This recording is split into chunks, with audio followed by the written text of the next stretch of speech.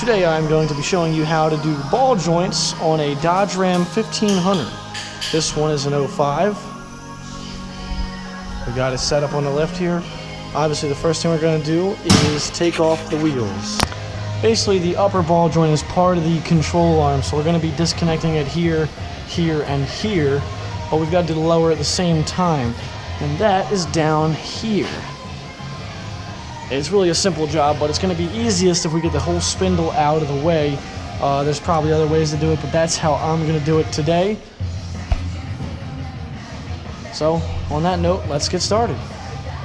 Alright, so first thing I'm going to do is turn the wheel to the left. Take this brake caliper off, this bolt here, this bolt here. So, once we get these two bolts out, here and here, then we can take the caliper off. So you can get a screwdriver and jam it in the rotor and pry the caliper this way. That will compress the pistons just a tiny bit and make it easier to get out of there. You will also notice the caliper can only pivot out one way. There's going to be something blocking it here. So look, if there's nothing here, that means it has to pivot out instead of pull out. And then once you get it out enough, you can pull it down, and with a little bit of elbow grease, it should come out of there.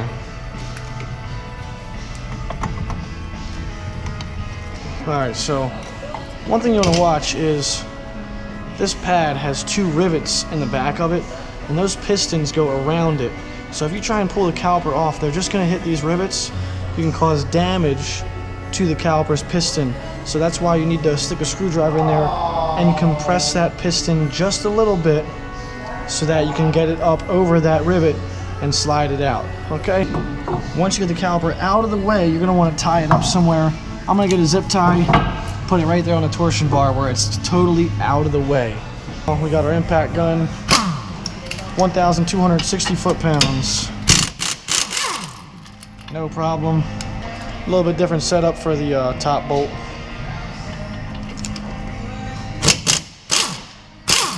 Now once that's out, bracket will come off, and we're just going to set that aside. That should pull right off. If this is stuck, you can try hitting it with a hammer here and here. Sometimes it gets stuck if you hit it lightly. Just try not to damage the rotor surface. Yo, shut up, I'm filming over here. Lots of video editing, so fuck you, Mark. It's on camera. Fuck you. Now we're gonna take this nut off here. Now this is also very tight. If you're on the ground, you're gonna have to use a pry bar, wedge it in the lug studs here, because this will turn.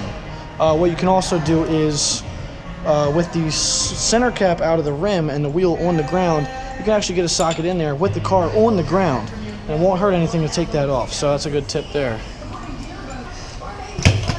Next thing here, we're going to disconnect the tie rod end from here, and we're going to zing that one off with the impact gun as well. Now, once that comes out of there, set that aside. The tie rod end isn't going to just come right out. It's frozen in there. They always are. And that's because there's a tapered stud that locks into place. So what we have to do is we've got to get a hammer and hit it right here where the tapered stud goes into the spindle. We've got to hit it there and shock it. And that'll actually allow the tie rod end to come out. So we're just going to beat on this pretty hard right now. You ready?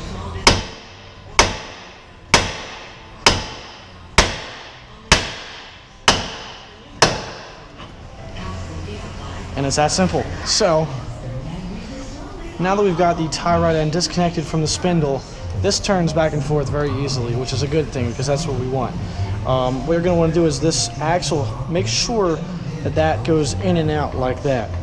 If it doesn't, you're going to need to get a punch and hit it with a hammer until it's free, because sometimes they stick in there, and we need that to be nice and free for when we pull this all apart. Alright, so next then, I'm going to take out this cotter pin here. Okay, so now we have this nut that we can access, and we've also got this nut down here. This does not have a cotter pin. Okay, so we're going to take that out, and we're going to take this out, and then our spindle will drop down and pull straight out. Ball joint stud nut is a 24 millimeter. I'm using a deep socket because it's a pretty long stud. Again, I'm gonna put that on my impact gun. If you got a breaker bar or something, this one's gonna be pretty tight too. So I'm just gonna, okay, we've got this nut out. Most ball joints come with a new nut, so you might be throwing this out, but hang on to it just in case. It's a tight space for this impact gun. I'm gonna put it in there, get it on the best I can. And once you got that, same thing here. There's probably gonna be a new nut with a new ball joint. If you're not replacing the upper, hang on to it, but hang on to it anyway, just in case. The reason I'm telling you this is because when you're all done, if you still have those nuts, you might freak out, think you forgot something, but just know we got 2 nuts that we might be throwing away at the end.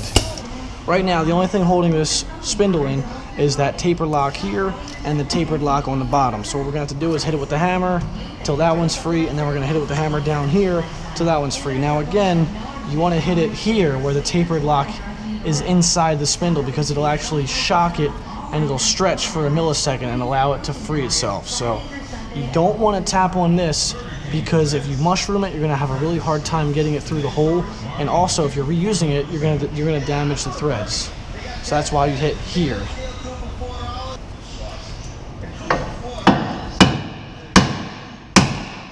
All right, as you see, that shot itself out. We lost the washer, no big deal. Okay, and now our lower is actually free already also. So we're just gonna pull the axle through the hole. We're gonna pull the axle through the hole, and that'll allow us to drop the spindle and remove that. All right, so now that we've got the spindle out of the way, you can see it's wide open. We've got our upper control arm. That's only gonna be 2 bolts. There's a nut and a bolt holding it in. That's a walk in the park. So we're gonna take that out, but we're gonna worry about the lower first. And so we've got this snap ring in here. And you're gonna need a pair of snap ring pliers that when you squeeze them, they expand like that. Okay, and then that's gonna allow you to get this snap ring out of here. And once you've got it out, these are usually trash, but I'm gonna hold on to it just in case, because like I said, you never know what the new parts come with. If they forgot it in the bag or packaging screwed up, you're gonna wish you had that. So now the ball joint's still locked in there. We're gonna have to actually press that out with a tool called a ball joint press. Now that we've got the snap ring out, there's nothing holding it, and you can tell which way it presses out by where the snap ring is located. If the snap ring is on the top, that means it's gonna go down through the bottom. If the snap ring's on the bottom, that means it's gonna go up through the top. Okay, so that's always good to know. All right, I've chosen this bottom adapter here because this fits right over the ball joint. So when the ball joint is pressed through, this will not interfere with it at all. Okay, so that's just gonna press on the control arm here. Now, the other side, I chose no adapter because I'm gonna be pressing on this flat piece here, and the screwed part right here fits on there perfect. So I'm gonna have to get this in there, a little bit of finesse. Now we've got that in position, we can go ahead, start turning this, and it'll press the ball joint down while pulling up on the control arm, so it'll actually force the ball joint down through. Start cranking on that.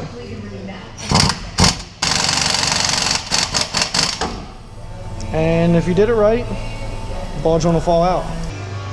These here are the ball joints. This is obviously the new one, that's our old one. They look pretty much identical, except this one here has been replaced already. This is aftermarket. This one here I got from the dealership.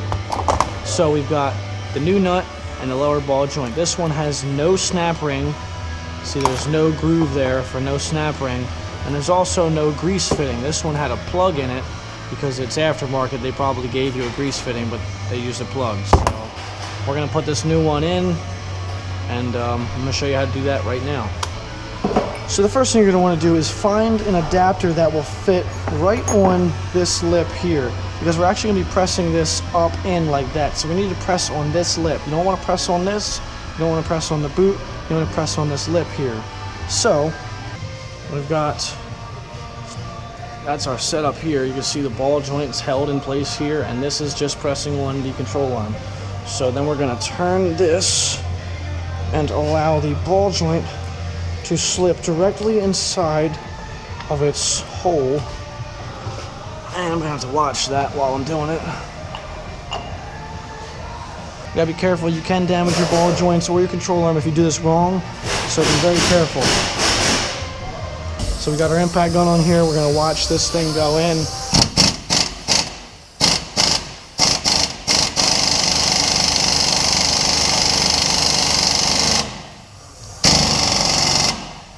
Now, we've got it in. We're gonna back off on our nut here. So now, here is a nice little tip. Not many people know this, but these bushings on this upper control arm, they have to be locked in at a certain point. Because once it squeezes in, that's where it wants to rest. And as you can see, this control arm is sitting pretty much level with the ground. The lower control arm's pointed down a little bit, but the upper is level to the ground. You're gonna wanna tighten these bolts with the control arm in this position. If you have this hanging down, you tighten the bolts, it's going to be wanting to stick down here, and it's going to make a lot of noise, and it's not going to handle right because the bushings aren't clocked where they're supposed to be. Alright, so I'm just going to get in here with this, zing it off.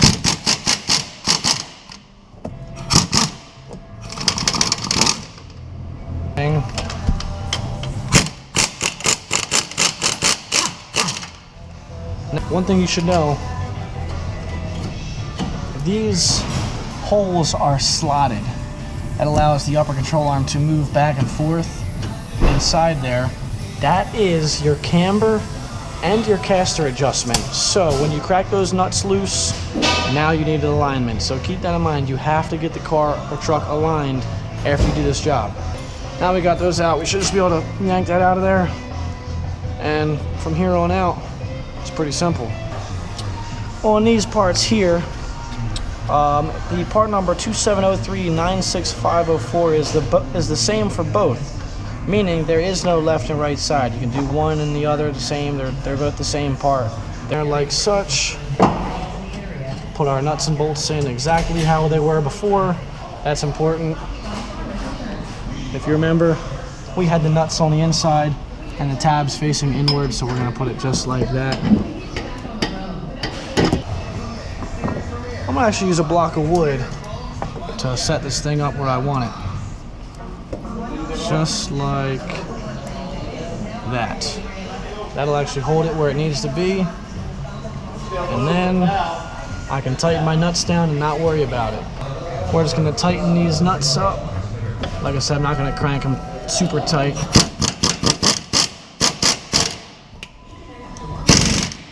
But I'm going to make sure they're not going to move on anybody. So let's get these.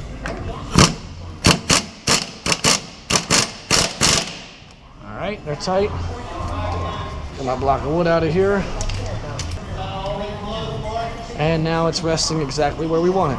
Well, we've got the ball joints in and the control arm tightened up, so we're going to put our spindle back in. And what we have to do is we have to put in the lower ball joint stud and the CV axle stud at like the same time. It's 6-1.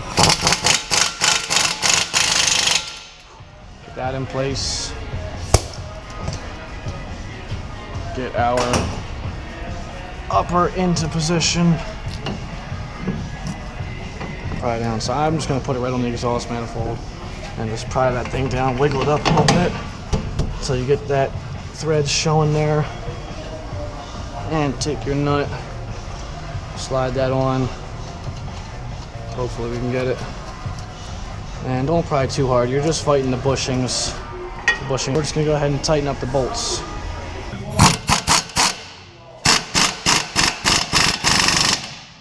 Cotter pin's going to go right through. This one's kind of too far down.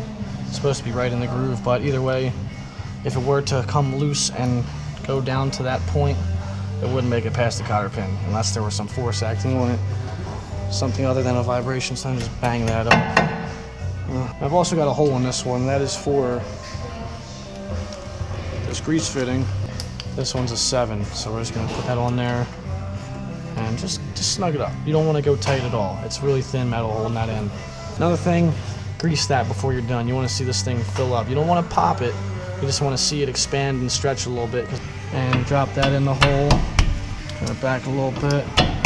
Once we get that in there, we can take a hammer, just get a nice easy tap to drop it in all the way.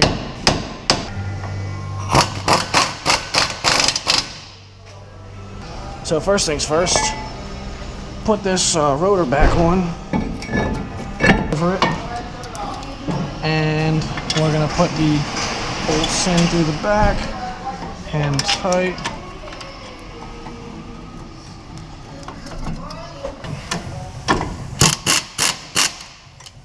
Okay, do them evenly.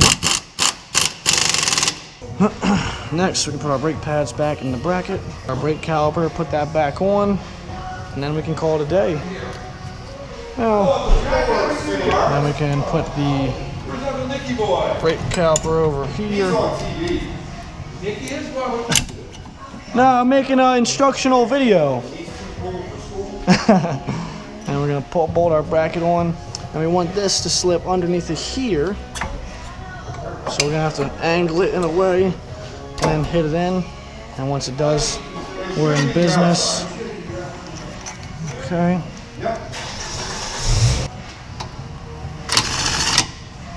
That in there. Okay. That's all there is to it. Pretty simple.